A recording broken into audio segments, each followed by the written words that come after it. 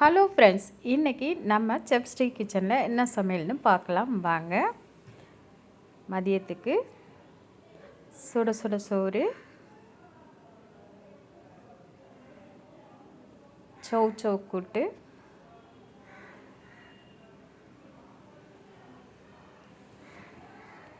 வெயில் காலத்துக்கு ஏற்ற மாதிரி சௌ சௌ, முள்ளங்கி இந்த மாதிரி நீங்கள் சேர்த்துக்கோங்க. அடிக்கடி உணவில் சேர்த்துக்கிட்டா ரொம்ப நல்லது. இது சௌ சௌ தோலை வச்சு செஞ்ச சட்னி ரொம்ப நல்லா இருக்கும். வெங்காய வடகம் வீட்டில் பண்ணது, மோர் மிளகாய் வீட்டில் பண்ணது தான், கெட்டி தயிர் இங்கே பாருங்கள் அசையவே இல்லை, நல்லா கெட்டியாக உறைஞ்சிருக்கு.